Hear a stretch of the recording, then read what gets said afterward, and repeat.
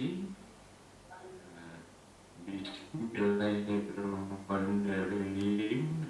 Assalamualaikum warahmatullahi wabarakatuh. Shalom semuanya. Kembang Anak dari Kementerian Pemberdayaan Perempuan dan Perlindungan Anak Republik Indonesia yang baru saja membawakan materi yang sangat bagus sekali.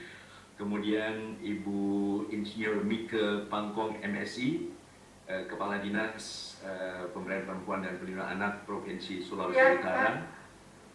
Ya, cukup bisa didengar suara saya? Bisa ya, baik. Ya, kemudian juga Ibu Hana Monare, MC, psikolog. Kemudian ada juga Kak Eka Tindangen, sarjana hukum dari Lembaga Perlindungan Anak Indonesia Sulawesi Utara yang hadir juga di sini. Saya lihat adik-adik Forum Anak, juga Kepala Dinas Pemberdayaan Perempuan dan Perlindungan Anak Kabupaten dan Kota di Sulawesi Utara, para ibu dan bapak sekalian, mungkin juga adik-adik yang ikut webinar ini. Saya mohon izin untuk memampangkan materi di layar saya supaya lebih dikendalikan dengan tema menjadi orang tua cerdas dalam mendampingi anak belajar di rumah. Karena memang ini tantangan saat ini. Karena tadi Ibu Leni sudah menjelaskan bahwa kalau untuk sekolah harus ada 5 siap. Satu saja tidak siap, maka sebaiknya juga tidak sekolah dulu dan tetap belajar di rumah saja. Tadi saya juga banyak mencermati materi dari Ibu Leni, mengingatkan definisi anak adalah setiap orang yang belum berusia 18 tahun, termasuk yang masih berada dalam kandungan, dengan hak dasar hidup, 4 hak dasar, yaitu hak hidup, hak tumbuh kembang termasuk hak belajar dengan gembira, menyenangkan, jauh dari kekerasan, hak bermain juga dengan gembira, kemudian hak perlindungan dari berbagai tindak kekerasan, dan juga hak partisipasi atau hak didengar pendapatnya. Dan ini juga seiring juga dengan prinsip konvensi hak anak agar tidak ada diskriminasi, non-diskriminasi, semua dilakukan demi kepentingan terbaik bagi anak. Kalau sekarang anak terpaksa harus belajar di rumah saja, yaitu adalah justru demi kepentingan terbaik bagi putra-putri kita semua. Kemudian hidup, tumbuh kembang, dan partisipasi atas suara anak. Dan kita menyadari anak-anak pada dasarnya senang belajar. Manakala suasananya menyenangkan, senang belajar, senang bergerak, kadang-kadang tidak bisa diam, senang berteman, sehingga sekarang juga salah satu keluhannya tidak bisa bertemu dengan teman-teman yang disayanginya, berpetualang, senang mencoba, karena anak juga kreatif, senang bermain, senang melawan, dalam arti ingin menyampaikan pendapatnya. Sejauh itu tetap dibimbing dan dikemukakan dengan santun. Mungkin tadi sudah dijelaskan Ibu Leni melalui diskusi keluarga, rapat keluarga, dan sebagainya. Anak zaman now belajar secara daring di tengah pandemi COVID-19. Sekarang terpaksa dengan cara daring. Bagaimana situasinya? Kadang-kadang ada yang sampai tertidur, ya. Mungkin juga kemudian sampai harus memakai kacamata, ya, perjanjian Giyanti, perang Diponegoro tahun berapa, perang Padri tahun berapa, dan sebagainya, dihafalkan dalam keadaan sering duduk saja. Kemudian juga matematika, tingkat tinggi, diferensial, integral, dan sebagainya, dengan cara yang kadang-kadang kurang ramah anak, itu juga membuat anak semakin tegang. Serasa seperti berangkat sekolah membawa beban yang berat, atau dipaksa menghafal berbagai materi kurikulum yang seharusnya itu diberikan saat berada di sekolah, tapi saat ini di rumah berikan melalui media daring. Tentu hal ini termasuk hal yang kurang ramah anak, membuat anak pusing 7 keliling, dan ini menjadi sering kontraproduktif. Akhirnya bahkan lari ke gadget dan main games dan sebagainya, dan membuat orang tua juga panik karena tidak ada komunikasi yang efektif lagi. Nah, orang tua stres, anak-anak jenuh. Nah, pertanyaan kan, harus siswa masuk sekolah sekarang juga? Tadi Ibu Leni dengan tegas sudah menyampaikan mengenai 5 siap tadi, dan tentu juga berbagai rekomendasi termasuk dari Ikatan Dokter Anak Indonesia dan sebagainya, sehingga dengan segala hormat terpaksa kita ajak anak-anak di rumah saja dulu, sementara 5 siap tadi belum siap semuanya. Jadi satu saja tidak siap, sebaiknya anak tetap belajar di rumah. Nah, masalah lain, masalah daring ini tidak memiliki HP, susah sinyal, kuota habis, mata mudah lelah karena menatap. Bahkan baru saja saya dapat laporan anak TK ada yang hari ini kalau tidak salah belajar dari jam 7 sampai jam 12 siang targetnya. Beberapa sudah mulai menangis, ya berontak dan sebagainya. Kemudian pelajaran kadang-kadang diterima sulit karena mungkin komunikasi juga bermasalah, membosankan dan menimbulkan konflik dalam keluarga. Maka dalam ini kunci utama adalah tetap para orang tua, tentu selain guru, memegang peran yang sangat penting. Demi kepentingan terbaik bagi anak, marilah kita menjadi orang tua sahabat anak. Jadi salah satu yang ditekan oleh Ibu Leni juga, mari menjadi sahabat anak. Kita mencanangkan gerakan nasional Sasana, saya sahabat anak. Ada wartawan sahabat anak, polisi sahabat anak, guru sahabat anak, dan sebagainya. Nah, mohon jangan lupa ayah dan bunda, papa dan mama juga menjadi sahabat anak. Artinya tadi juga persahabatannya bagaimana sudah dijelaskan dengan sangat lengkap oleh Ibu Leni Nursalin tadi. Nah, mendampingi anak dengan gambar-gambar yang lucu, mungkin kalau ada taman sedikit di luar rumah misalnya yang cukup aman juga, belajar dengan gembira di taman keluarga. Udara segar, matahari juga bisa menerpa badan kita dengan lebih sehat ya. Mungkin juga di ruangan belajar juga kan intinya juga ada belajar nilai-nilai moral, etika dan sebagainya. Mungkin anak-anak diminta untuk memainkan bakat-bakatnya, mungkin teater atau wayang dan sebagainya. Sambil berolahraga juga di halaman samping rumah dan sebagainya. Dengan teknologi canggih pun tetap dengan pendampingan ya, untuk khususnya anak-anak usia dini tadi. Tadi juga dijelaskan ada rapat keluarga. Kita coba mendengar suara putra-putri tercinta, bagaimana, apa saja jadwal kita. Tidak harus sepanjang hari harus menatap layar tentu saja. Tadi ada saatnya bermain, melompat-lompat, berolahraga bersama dan sebagainya. Mungkin juga menyaksikan acara televisi, mungkin juga mendongeng, ya, bercerita dengan membacakan cerita dan seterusnya. Jadi mohon kemesraan ini janganlah cepat berlalu di dalam keluarga. Kami dari LPI juga banyak menerima laporan-laporan dari keluarga yang merasa berhasil, yang merasa sukses. Bahkan mungkin tadi juga disarankan Ibu Leni untuk membuat semacam penelitian kecil-kecilan. Ada yang melaporkan, kami di keluarga kami ternyata anak mengatakan, aduh ternyata lebih asik ya di musim pandemi ini, ternyata ayah ternyata pandai juga bercerita. Bunda juga pandai menjelaskan matematika dengan cara yang lebih menarik dan sebagainya. Jadi keberanian kita para orang tua, para mama dan papa berani berubah untuk tadi bukan sekedar menjadi guru, mungkin tidak terlalu mampu jadi, tapi sebagai sahabat anak dengan menjelaskan penuh persahabatan. Ini juga tanpa sadar memerankan juga salah satu fungsi dari para guru.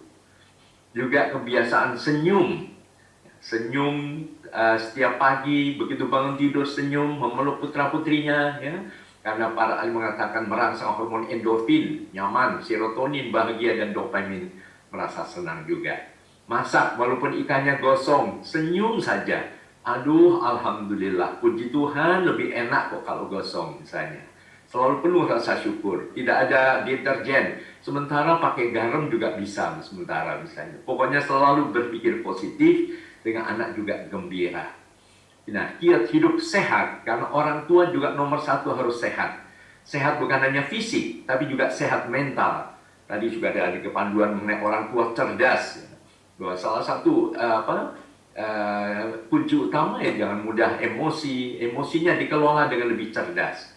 Nah, saya kalau tadi Ibu Leni memaparkan mengenai singkatan cerdas, saya juga ikut-ikutan memaparkan mengenai singkatan gembira untuk lebih sehat. Gembira pertama G adalah gerak. Jadi jangan mager. Tadi Ibu Leni sudah memberikan contoh apa gerak. Nah, saya mohon izin kalau boleh saya memberikan gerak ini. Gerak sederhana adalah misalnya dengan melompat-lompat saja. Lompat 1, 2, 3. Misalnya menggapai di atas ya. Terus coba lari dan sebagainya. Mungkin juga senam 1, 2, 1, 2 dan sebagainya. Dengan gerakan darah akan mengalir lancar. Otomatis juga pikiran jadi lebih terbuka Dan kemudian emosi juga terkelola dengan lebih cerdas lagi. Kemudian E-nya adalah emosi cerdas. Marah boleh marah, tapi marah yang cerdas tidak membentak. Jadi misalnya jangan, ayo mandi. Tentu berbeda kan? Ayo kita mandi dengan sabun wangi. Anak merasa lebih sejuk mendengarnya. Atau ungkapkan saja, sayang, mama marah. Waktu itu kan janji kan kita mau belajar sama-sama sayang. Jadi ungkapkan marah tapi tetap tidak merusak persahabatan dengan putra-putri tercinta. M adalah makanan sehat. Makan dan minum teratur. Jadi makanan sehat ya sayuran sehat, buah-buahan sehat, dan seterusnya. B-nya adalah berdoa dan beribadah. Dengan dekat dengan Tuhan, dekat dengan Allah Subhanahu wa Ta'ala, kita akan mengungkapkan juga perasaan-perasaan kita, kemudian juga mendoakan bukan hanya keluarga kita sendiri, mendoakan orang lain. Para dokter yang bekerja keras untuk menyembuhkan para pasien, para petugas keamanan, menjadi situasi lebih aman di negeri ini.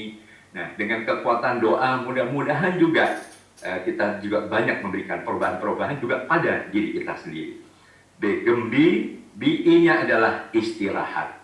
Jangan lupa istirahat. Paling tidak istirahat dari pikiran-pikiran negatif. Istirahat dari ngomel, dari benci, dari dendam, dari iri, dengki, dan sebagainya. Tapi istirahat tidur, jangan mentang-mentang di rumah saja lalu begadang. Anak-anak juga atur waktu istirahatnya secara teratur. R-nya adalah rukun dan ramah. Jadi kemesraan dalam keluarga ini janganlah cepat berlalu. Ramah dengan putra-putrinya, senyum, berbicara dengan tetap nada-nada yang indah dan santun, dan sebagainya. Dan terakhir, orang tua yang tetap sehat adalah A, aktif berkarya. Aktif berkarya yang mungkin merapikan rumah, berkarya, menciptakan mungkin lagu berpuisi, membuat materi pelajaran yang lebih menyenangkan dan ramah anak, berkarya. Atau termasuk juga belajar kembali untuk membaca buku-buku psikologi perkembangan anak misalnya, untuk memahami mengenai anak-anak tadi, ternyata anak senang mencoba bertualang dan sebagainya. Semua anak rindu rasa aman di dalam keluarga. Marilah kita ciptakan suasana lebih ramah anak. Jadi ciptakan belajar di rumah yang aman dan menyenangkan, penuh keceriaan.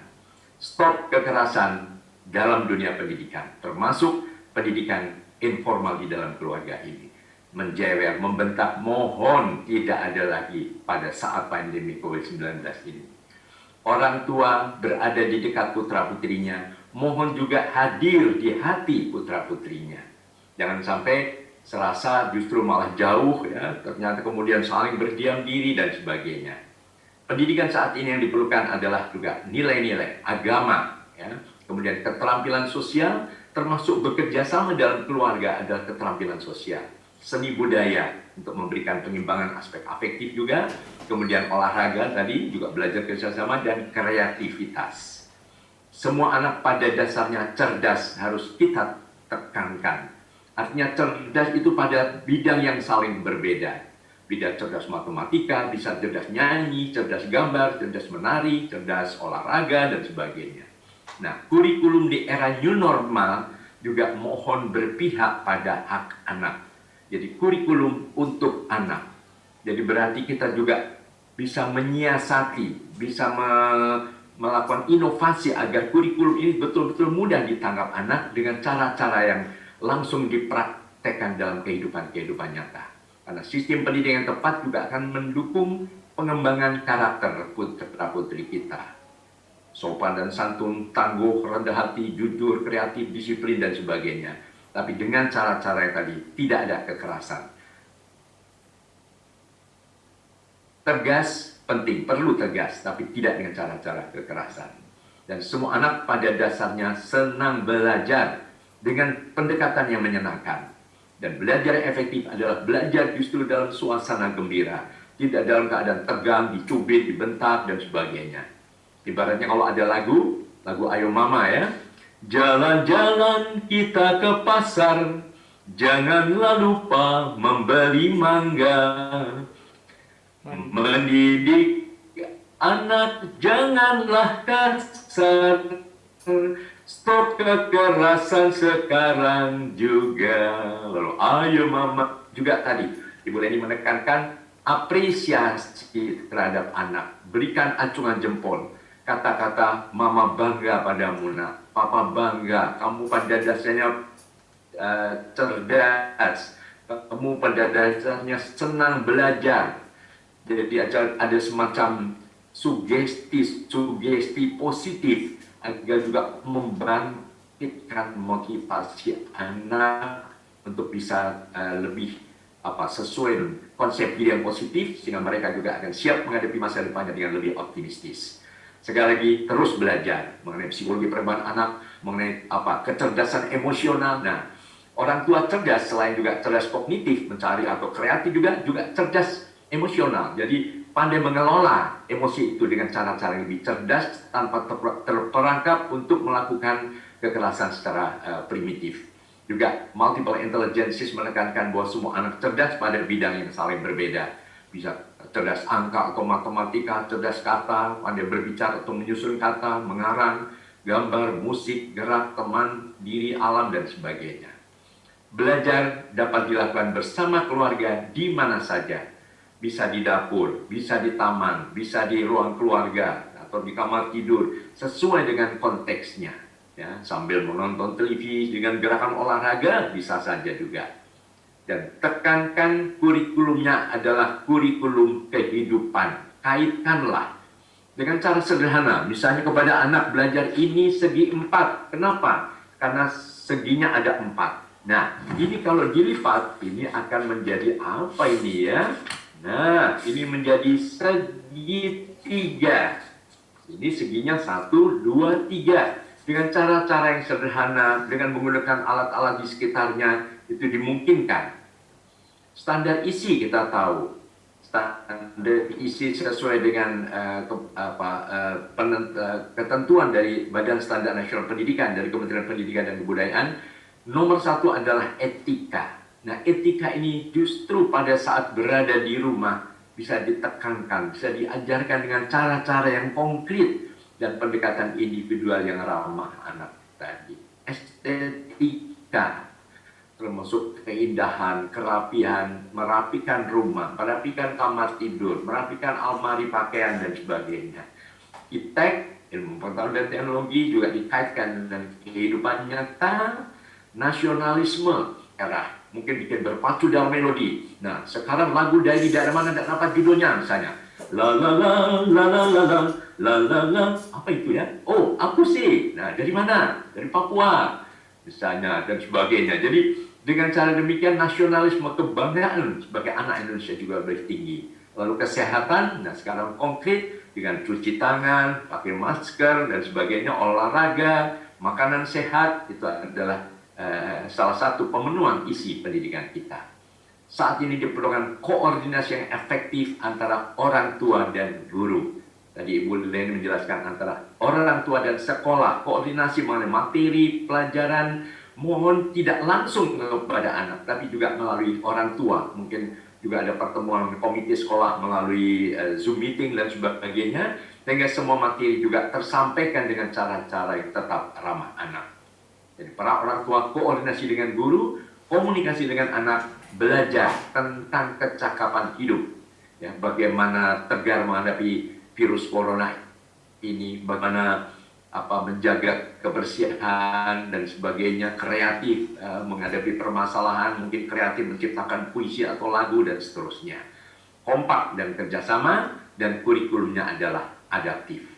Kunci utama sukses untuk menghadapi anak dengan cerdas adalah juga kreatif, penuh ide-ide. Selalu ada ide-ide yang mengalir dari para ayah dan bunda. Misalnya tadi mungkin dengan melipat kertas, mungkin juga tadi membuat lagu, ayo mandi, tapi dengan cara yang menarik. Wah, anak tergantung pada gadget. Bagaimana? Ada seorang ibu, ada seorang mama atau bunda mencipta lagu. Gadget ada manfaatnya, tapi juga bisa bahaya. Ayo teman atau ayo adik bermain gadget dengan cerdas dan bijaksana. Nah, Dengan begitu anak-anak, oh ya kalau begitu, kalau mulai berselancar ke pornografi, kekerasan, itu nggak boleh, itu tidak cerdas dan tidak bijaksana. Supaya anak rajin belajar, tidak harus ayo belajar, tapi misalnya dengan nada indah. Bila kita selalu belajar, banyak ilmu yang kita dapatkan. Ayo teman, semangat belajar, itu bekal untuk masa depan, dan seterusnya. Jadi kita tetapkan, mungkin tulis dalam buku harian atau ruangan kerja, aku seorang bunda profesional, selalu aktif belajar. Belajar mencipta lagu, belajar menjadi, belajar mendongeng, belajar apapun juga. Dan belajar bagi anak-anak akan sangat efektif kalau ada unsur amusement atau hiburan yang menyenangkan. Ada aneka permainan, games, ada gerakan-gerakan, warna-warni, ciptakan mungkin supaya semangat belajar dengan lukisan mengandung unsur warna-warni misalnya. Selalu berpikir positif bahwa anak-anak pada dasarnya senang belajar. Badan segar karena kita padu dengan olahraga yang sehat, otomatis emosi juga akan berkembang lebih sehat. Jurus itu menghadapi anak adalah komitmen kuat ya, sebagai orang tua cerdas, kompak dengan mitra, peduli pada hak anak, bahwa ini adalah kewajiban kita sebagai orang tua, memenuhi hak anak, tidak pernah berhenti belajar dan berusaha kreatif. Dan saya sering mengatakan, supaya lebih menarik, memang kita harus dengan tampilan-tampilan menarik. Jadi kita semacam, ya, sahabat anak, tapi juga semacam artis yang multi talent, yang serba bisa. Bisa menyanyi ya, jadi penyanyi. Mendongeng juga dengan cara menarik. Mungkin dengan boneka. Wah, kalau dulu ada boneka seperti ini, mungkin ada masih menyimpan weleh. Ada boneka siapa nih? Saya si Kumu. Macet lagi, dan sebagainya. Jadi dengan boneka juga bisa, mungkin juga dengan gambar, mungkin juga ada humor segar, atau mungkin juga bisa bermain sulap. Misalnya, wah ini ada boneka, boneka Mickey. Nah, ini Mickey supaya badannya sehat dan kuat, dia rajin olahraga. Nah, kalau rajin olahraga, nah ini disulap, jadi badannya kuat, kencang. 1, 2, 3, toing. Wow, jadi kuat, jadi kencang. Wow, sekarang kalau kurang olahraga memang jadi lemas, tapi sekarang ini jadi kuat. Tapi sekarang kalau kurang olahraga, makanya tidak teratur atau tidak pernah istirahat, jadi toing, ya jadi lemas lagi misalnya. Atau mungkin juga dengan memperkenalkan warna-warni. Misalnya warna, what is the color of this one? This handkerchief, oh this one is red. Jangan sekedar merah apa, biru apa. Mungkin dengan alat peraga lebih mudah. Sekarang, what is the color of this handkerchief? Oh, this one is yellow. Sekarang apalagi, what is the color of this robe? Oh, this one is blue misalnya. Nah, sekarang untuk mengenal warna-warni, sekarang Papa bisa main sulap supaya lebih menyenangkan. Ini ada sebuah kotak kosong. Ini kalau kita bilang simsalabim, jadi apa ini kotaknya ya? Sekarang ada tongkat sulapnya. 1, 2, 3, simsalabim, abrakadabra. Wow, nah, lihat kebunku penuh dengan bunga. What is the color of this flower? Red. This one is yellow, pink, blue, dan sebagainya. Jadi intinya, kalau kita orang tua kreatif, anak-anak juga akan kreatif dan senang belajar. Kita semua bisa belajar dengan segala rendah hati dan kemauan yang keras. Impian anak adalah rumah yang ramah anak. Dan ini akan terus mengembang menjadi kabupaten dan kota yang layak anak. Akhirnya idola Indonesia yang layak anak, yang selalu dikumandangkan oleh Ibu Leni juga. Mari dengan orang tua yang cerdas menciptakan suasana yang ramah anak dalam keluarga. Kita bisa serukan, anak-anak tersenyumlah. Mereka bukan hanya ingin cerdas atau kreatif saja, mereka juga ingin bahagia bersama ayah dan bunda. Anak-anak bahagia karena apa? Karena kita semua mendidik dengan cinta. Dan untuk itu, mohon izin saya tutup dengan lagu Mendidik dengan Cinta. Semua anak merindukan kasih sayang kita. Mari terus mendidiknya penuh senyuman. Jangan lagi memakai cara penuh kekerasan. Mari mendidik anak dengan kekuatan cinta. Mari mendidik anak dengan CINTA.